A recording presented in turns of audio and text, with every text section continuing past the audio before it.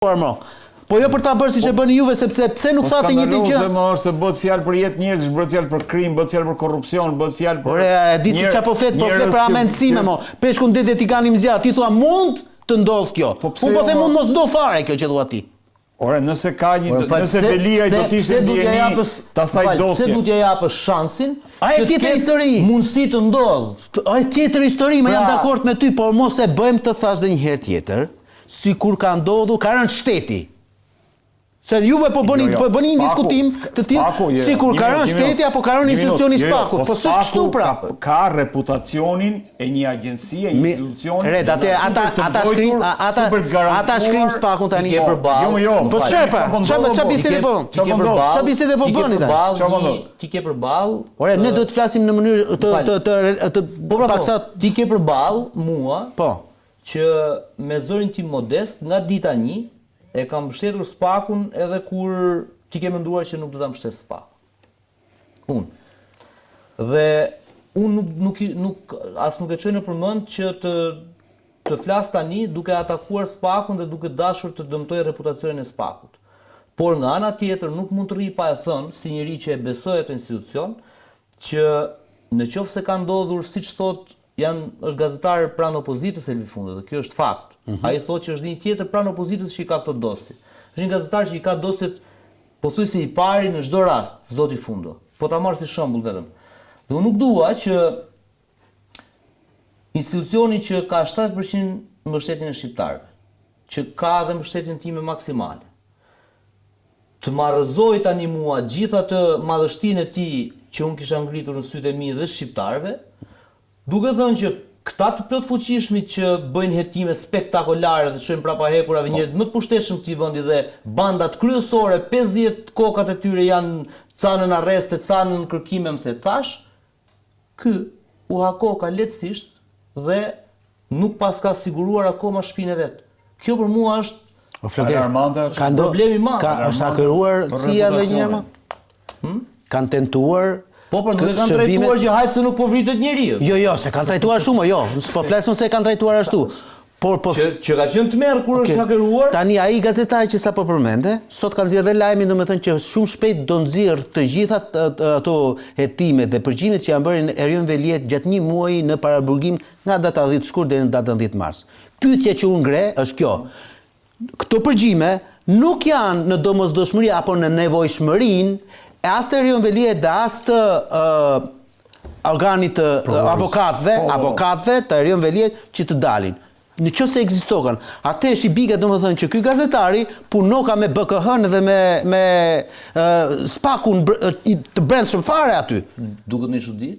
Puna e gazetarit ajo është të ketë informacion. Qofse e bën i lumt. Problemi është, dikush është problemi.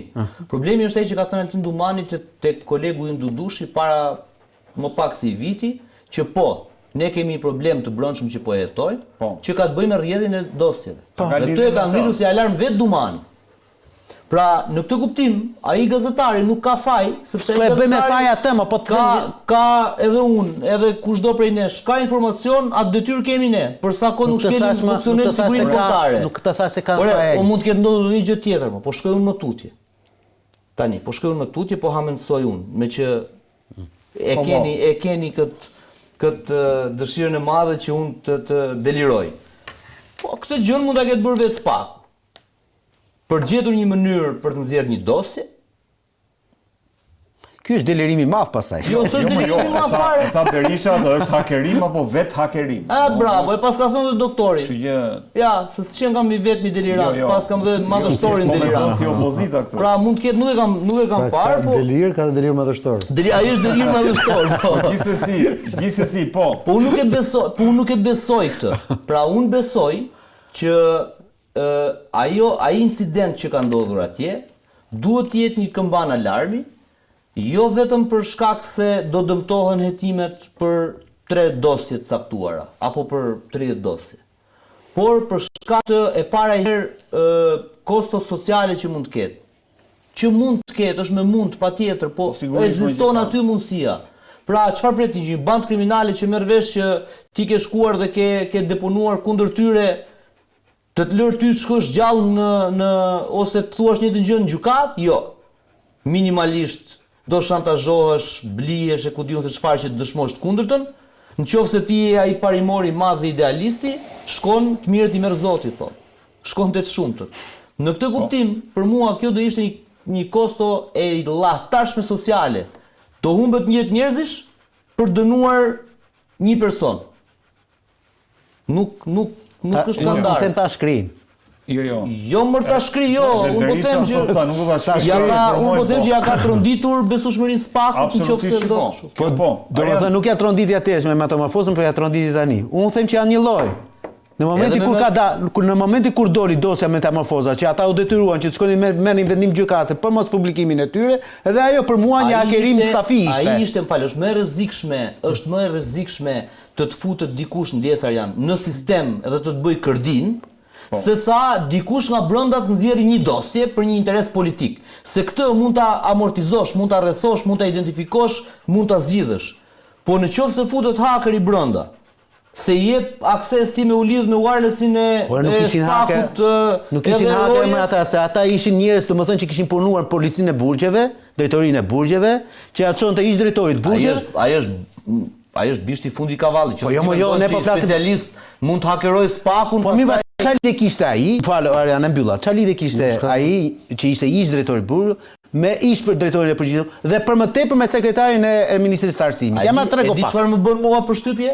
Duke parë kush janë ata që e kanë shpërndarë, le të themi, këtë materialin, mua ma vështirëson shtegun për gjetur, rrugën për gjetur një person kush mund ta ketë bërë. Sepse rregulli numër 1 i një ustaj që ndërhyn në një server ose në një ku diun se çfarë, një vjedhje, një hakim, rregulli numër 1 i hakerave është që ti nuk identifikon dot location e tyre. Ta i bërin muhabete WhatsApp-i, pra nëse është kaq banale, dhe unë besoj që është kaq banale. Nëse është kaq banale, atëherë siguria e SPAK-ut që nga e tmeshme, që nga banale fare. Unë uroj që të mos jetë kaq banale, që të jetë sa hakera profesionistë që janë munduar ta depërtojnë dhe mund të kenë ndërhyrë vetëm në 3 nga, se për shembull flitet që tek kompjuteri i Dumanit nuk është ndërhyrë, nuk është ashtu dot sepse kanë shkuar aty, janë ulur dritat, gazetarët e thonë të kronikës, Lala, Fundo shumë radh, që kanë shkuar, janë ulur është fikur energjia që të mos vazhdoj procesi i hakerimit në kompjuterat e tjerë dhe është izoluar në vetëm 3 kompjutera. Të bëj vetëm një avokat, se po shoh kolegun Habion Hasani që ka bërë një postim, i cili thotë se SPAK, i cili, po e citoj, SPAK thotë se sulmi kibernetik është kryer me datën 12 mars, dhe me datën 13 mars janë arrestuar 2 të dyshuarit e parë. Ndërkohë që posedon një raport konfidencial thot në format Word, i hartuar më datën 13 mars që vinte ndjeni disa persona për hyrje në Shqipëri të një pajisje DPI e markës Service Gateway 9700 e importuar nga aktor qeveritar dhe eksportuar nga një kompani cyber izraelite me privilegjet gradës ushtarake të sigurisë. Më përputhen datat. S'do ishte çudi që ata 2 tipat e arrestuar të jenë bisht kavallit, druaj se gjëja shkon shumë lart. Asnjëri prej 2 të arrestuarve nuk rezulton të ketë një uri specializuar në cyber hackerim, no? Po. Kjo është ajo që desha të them. Pra, nuk është kaq e thjesht gjëja, këtë po themi. Se po t'ishte aq e thjesht, i bie që portali im të ketë siguri më të lartë se sa SPAK-u. Dhe nuk dua ta besoj këtë. Se pas kemi qenë komplet... Ja ule shumë atë. Tani, sa po e tha Redi pak më parë, datat koincidojnë me hyrjen e Shqipërisë në pajisje DPI e markës Service se ta deklaroi vetë kryeministri në momentin kur donte të mbyllte TikTokun, u detyroi, duke qenë se ishte nga ana teknike, pothuajse e pamundur që të mbylleshte TikTok. Ai Fundo mbrëm thoshte që dosja i ka shkuar në fillim të muajit pa ardhur data e mbylljes së Jo, në 12 është evidentuar dhe në 13 kanë bërë arrestimet, këtë po thot. Në 12 pastaj DPI-ja, se tani DPI-ja nuk vjet dhëna më se na çuditet më. Jo, ajo ndihmon shet trafikun ku çfarë po klikon ti, çfarë po klikon ai. Shiko se ky pajisje për të cilin po flasim, ky pajisje që për të cilin po flasim, për të cilat është blerë nga izraelitët fiks kështu. Janë me privilegjet gradës ushtarake të sigurisë sot. Po izraelitët nuk i sillin për regjimin qytetar më burr. Po dakor, pra. Habionin se. Kjo konkludon në të njëjtën kohë me atë aksionin që qeveria shqiptare mori për mbylljen e TikTokut. Që ta mbyllte, duhej me patjetër që të vinte këtë DPI-n tek institucioni përkatës që merret me këtë punë, madje duke i ushtruar edhe një lloj presioni Vodafone dhe One, këtyre kompanive të telefonisë, që edhe këto ta kishin brenda, le të themi, pjesës së tyre, që të kontrollonin çdo kompani, që të kontrollonin, jam informuar në ekstrem shumë me ekspertët. Çdo kompani e madhe telekomunikacioni në botë dhe shpërndarës interneti në planet ka DPI-n të instaluar si teknologji në kompaninë e tyre për mirëmenaxhimin e rrjetit të tyre. Po në rastin konkret donin që të fusnin një DPI të re me qëllim që të hiqnin valet tek TikTokut. Po pra, jo, TikToku është shumë e thjeshtë, në momentin që ti po shkon te TikToku ta ndërprer rrjetin, po është debat tjetër. Kjo është koincidencë që po duash lidhës që mund ta themi edhe kështu. Rama ka kontraktuar ca izraelit, mbjes, ka kontraktuar disa izraelit që të blejnë, të vendosin një sistem të tillë teknologjie që të hakeroj dosjet e SPAK-ut, me që SPAK-u nuk po e kontrollon dot. Hajde e themi kështu dhe mirupafshim. Jo, nuk është po kështu, po se ky, po atë pra, SPAK-u është qendër të sulmeve dhe të Ramës dhe të Rishës dhe të hakerave dhe pasojë e argumentit të Leonardit, pasoja është kjo. Përgjigjja është kjo. Leonardi thot, si ka mundësi që kur fut Rama DPI-n këtu, vidhen dosjet. Pra Rama fut DPI-n për të vjedh dosjet, kaq. Qoftë është kështu, dakor, të lejmë kështu. Jo, ne nuk po e bëjmë lidhje. Dhe dosjet i vjedh, i vjedh dosjet Rama, flitet që në dosje është një nga ish-ministrat e Ramës, kështu të paktën thoshte mbrëm Elvi Fundo, dhe Rama merr dosjet e të vetëve dhe ja çon Elvi Fundos për botim. Okej. Një fjali kam dhe mbyll. Se di. Tani Ariani se vetëm një fjali. Këtu sistem më të fortë të kërkuar nga amerikanët dhe europianët në Shqipëri është Teamsi. Teamsi, po. Okej? Është i amerikan, është financuar bërë nga ata. Okej. Kur u futën dhe te Teamsi dhe nuk u futën izraelit apo iranian. Ta marrë të mirëqen pra unë ta morë atë mirëqen. E ka bërë Rama, a di çfarë? Jo Rama, jo, se të thash Rama, unë të thash se bëri ai drejtori që ka shkuar. Si Shqiperlë. Mos e ul tani po e bën gallat. Jo, e merr Rama Shqiperlë. Po e bën gallat fare emisionin. Vjedh dosjet e SPAK-ut. E ke gabim se të thash. Dhe ja çon Elvi Fundos që sa çdo dosje kundër Ramës. E futi spinin kot. Unë të thash personi që ka u futi duar tek Teamsi sot është para drejtësisë. Po. Në rregull? Po. Ai Muça. Muça. Është para drejtësisë. Pra u desh një insider, një i brendshëm. Dhe në rastin konkret. Dhe në rastin konkret mund të jetë një i brendshëm. Në qoftë se këta nuk na rezultojnë si që kanë super hakera, po që kanë njerëz të rëndom, si ku po del, atë është i bie domethënë që aty vërtet duhet ta shikojnë problemi brenda SPAK-ut. Jo tek atë po them dhe unë, duhet patjetër një insider për të nxjerrë gjërat nga aty që të hakohet sistemi. Nuk bëhet kështu në ndjes Arian. Arian, si e shikon këtë gjën para se të dalim tek biseda në lidhje me atë që pse SPAK është në qendër të sulmeve të tilla? Që mua më pëlqen që Flogerti me shumë zgjuarsi thotë Rama sepse ai e di që Rama nuk ka talent tjetër përveç pikturës. Kështu që jam i sigurt që ai kur e thotë të gjë, don pikërisht tregoj që është e pamundur që një piktor të marrë vesh nga kompjuterat dhe nga mrokullat teknologjike. Por përtej kësaj, ose që i piktor t'ja çoj kundërshtarit të tij si gazetarit Fundo për shembull, dosjet për të shkatruar ekipin e vet. Nëse ai kundërshtarët e tij se me që jam unë shoku Ramës mund t'ma jepte mua atë dosjen edhe paktën të kisha dhënë një gjë ekskluzive nga ato SPAK-ut, se ngelen duke i patur opozita. Me që jemi ndarë kështu tani me që Rama ka vendosur që thapi shumë fronte pune edhe për shokët në opozitë domethënë. Okej. Dakor. Po, Shqipëria 2030, po. Që në rregull. Qeverisë për gjithë.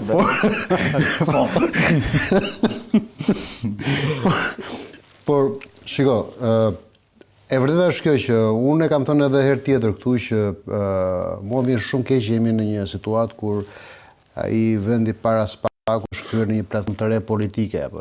Po. Dhe jemi në po të njëjtin kontekst. Nuk ka rëndësi çfarë ndodh teknikisht, u hakerua, u nxorën vetë, u vetë hakerua, e hakeroi Rama, apo e hakeroi dikush tjetër. Fakti është që SPAK-u është kthyer në një arenë të re politike.